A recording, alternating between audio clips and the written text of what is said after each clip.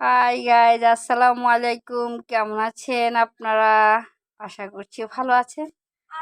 আলহামদুলিল্লাহ, আমিও ভালো আছি আপনাদের সবাই দোয়ায়। আজকে আমাদের থানকুনি পাতার ভর্তার রেসিপি। আমরা আজকে থানকুনি পাতার ভর্তা কিভাবে করা হয় সেই সম্পর্কে জানবো।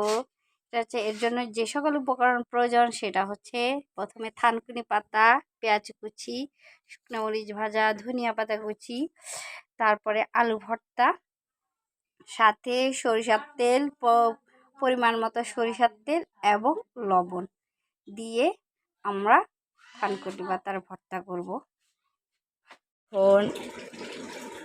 থানকুনি পাতার ভর্তা মাখাবো। পেঁয়াজ, মরিচ, ধনিয়া পাতা,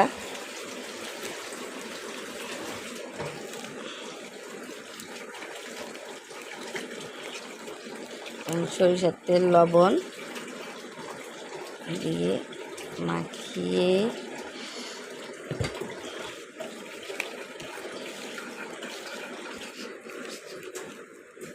দেখুন কত চমৎকার কালারটা দেখা যাচ্ছে।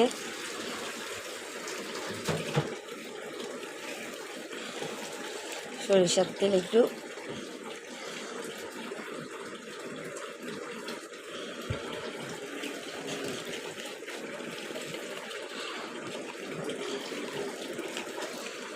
তারপরে আলুটা দিয়ে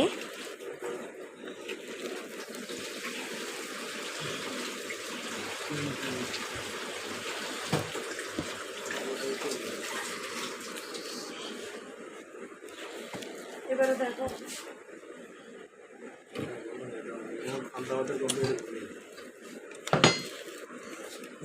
থানকুনি পাতার ভর্তা মাখানো হয়ে গেল।